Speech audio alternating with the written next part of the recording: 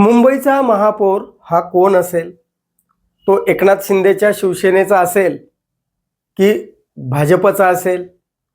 जरी असं आपल्याला सांगितलं जात असलं की तो महायुतीचा असेल, तो हिंदू असेल आणि मराठी सुद्धा असेल, असं जरी आपल्याला ठासून सांगितलं जात असलं, तरी तो शिवसेनेचा असणार आहे का?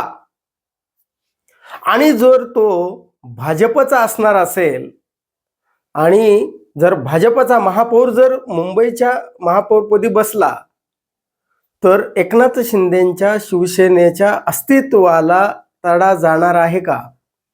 म्हणजे ते अस्तित्वच मुळामध्ये संपुष्टात येईल का? का एकनाथ शिंदेंनी त्यांच्या शिवसेनेनं पुण्यामध्ये जी भाजपच्या विरोधी मशाल चेतवली आहे, तीच मशाल मुंबईमध्ये सुद्धा भाजपच्या विरोधात भाजप सोबत राहून भाजपच्या विरोधामध्ये ती विरोधाची क्रांतीची मशाल चेतवली जाईल का? याविषयी आज आपण सविस्तर असं राजकीय विश्लेषण पाहणार आहोत. तत्पूर्वी चॅनलला सबस्क्राईब केलं नसेल तर पहिल्यांदा जरूर सबस्क्राईब करा. मित्रांनो, मुंबईचा महापौर कोण बनणार आहे?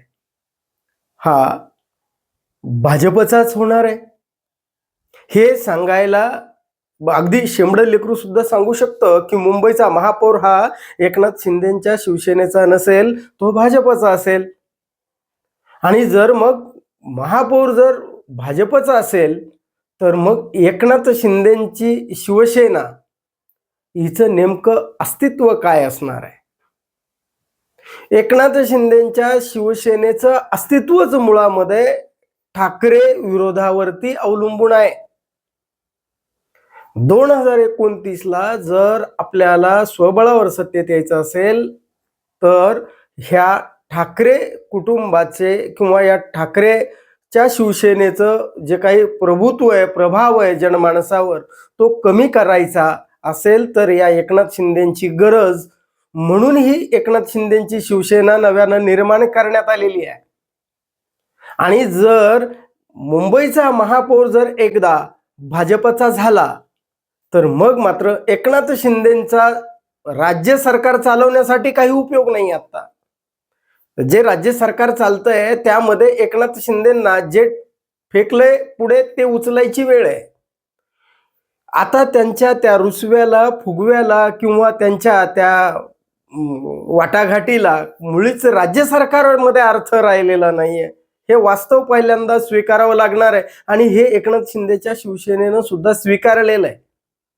आणि त्यांना सुद्धा कल्पना आहे की मुंबईमध्ये ठाकरेंना संपवणं म्हणजे स्वतःच्या अस्तित्वाच्या वरती घाला घालणं, स्वतःचं अस्तित्व स्वतःच्या हातानं मुळासकट काढून उचलून फेकून देणं, हे एकनाथ शिंदेंना सुद्धा कळतंय.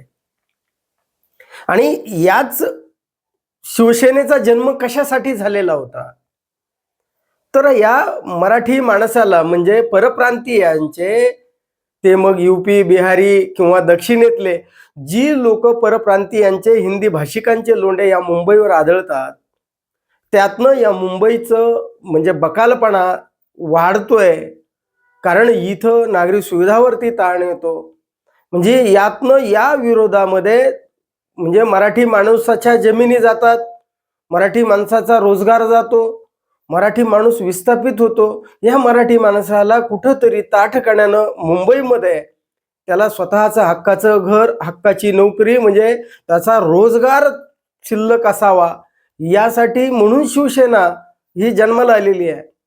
आणि अगदी त्याच विरुद्ध या भाजपची राजकीय व्यूहरचना आहे किंवा त्यांचं राजकीय धोरण आहे. मुंबईमध्ये भाजपा हा मराठी माणसाच्या बळावर लढत नाही आहे. तो लढतोय मुळामध्ये उत्तर भारतीयांच्या, हिंदी भाषिकांच्या, हिंदी अस्मितेच्या म्हणजे परप्रांतीयांच्या बळावर. म्हणजे मुंबईमध्ये भाजपचं बळ हे परप्रांतीय आहे आणि शिवसेनेचं बळ हे मराठी आहे. मग जर मुंबई मधला मराठी माणूस टिकवायचा म्हणजे परप्रांतीयांचे लोंढे कमी करायचे, या शिवसेनेचं धोरण आहे. मग ते एकनाथ शिंदेच्या शिवसेनेचं असो की उद्धव ठाकरेंच्या शिवसेनेचं आणि मनसेचं असो. मग याच धोरणाला भाजपचा महापौर जर आला तर या परप्रांतीयांच्या लोंढ्याला तो रोखू शकण्याची जी काही गोष्ट आहे तो करणार आहे का, तर तो अजिबात करणार नाही आहे. म्हणजे भाजपचं परप्रांतीयांना आश्रय देण्याचं, त्यांना संरक्षण देण्याचं आणि त्यांना मराठी माणसाचा काढून त्यांना रोजगार देण्याचं काम किंवा ते राजकीय धोरण क्षुद्र राजकीय लाभापायी लोभापोटी हे भाजपा करत आली आहे आणि यापुढेही करत राहणार आहे. म्हणून अधूनमधून त्यांना हिंदी भाषिकांचा उमाळा येतो आणि तो कुठंतरी मग मराठी माणूस जागा आहे का, जागा असेल तर ते पुन्हा दडपून ठेवतात, पुन्हा कालांतरानं तीच गोष्ट पुढे घेऊन येतात. मग ही गोष्ट एकनाथ शिंदेच्या शिवसेनेलाही पूर्ण कल्पना आहे की आपण जर उद्धव ठाकरेंच्या शिवसेनेचा महापौर जर मुंबईमध्ये नाही होऊ दिला आणि भाजपचा महापौर जर केला तर आपलं अस्तित्व धोक्यात येणार.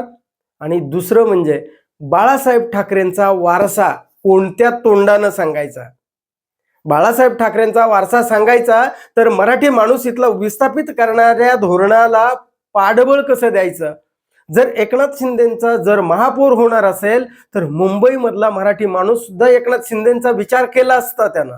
पण एकनाथ शिंदे हे भाजपचा विचार करत असतील, परप्रांतीय हिंदी भाषिकांचा विचार करत असतील तर मग बाळासाहेबांचा शिवसैनिक हा एकनाथ शिंदेच्या सेनेला मतदान करेल का? तुम्हाला काय वाटतं, करू शकतो? भाजपच्या ध्येय धोरणाला शिवसेनेचा पाठिंबा असू शकतो का?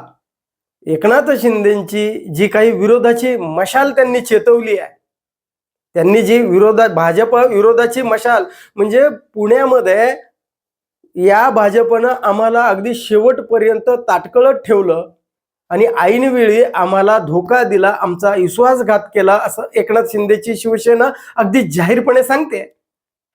मग हा विश्वासघातकी म्हणजे पुण्यामध्ये तुमची एक जागा नाही तिथं 25 मागताय, म्हणजे आम्हाला हिणवलं आणि शेवटी आम्हाला युतीमध्ये सामील करून घेतलं नाही.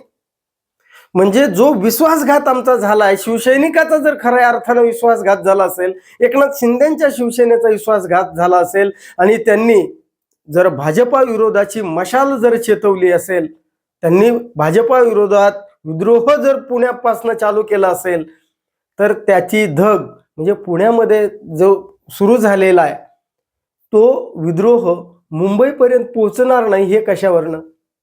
मुंबईमध्ये सुद्धा ही भाजपा विरोधाची मशाल नक्की चेतवली जाईल असं एकंदरीतरित्या एकनाथ शिंदेंना ती चेतवावीच लागणार आहे. कारण स्वतःचं अस्तित्व आहे, बाळासाहेबांची विचारधारा आहे. मग जर एकदा आपण जर भाजपच्या अधीन होऊन जर काही गोष्टी केल्या तर बाळासाहेबांचा जो वैचारिक वारसा आहे तो आम्ही मराठी माणसासाठी जोपासला असं सांगण्याचं जे काही राहणार आहे एकनाथ शिंदेंना ते राहणार नाही जर भाजपला सपोर्ट केला तर. आणि भाजपचा महापौर झाला तर पुन्हा नंतर एकनाथ शिंदेच्या सेनेचं राजकीय अस्तित्वही संपुष्टात येणार आहे. म्हणजे याचा अर्थ एकनाथ शिंदेची शिवसेना ही नव्यानं पुन्हा क्रांतीची मशाल चेतवेल का आणि त्यांना त्याशिवाय वेगळा काही पर्याय आहे का, याविषयी आपलं काय मत आहे कमेंट करून जरूर सांगा. आणि हा व्हिडिओ जर आवडला तर लाईक आणि शेअर करायला विसरू नका. जय महाराष्ट्र.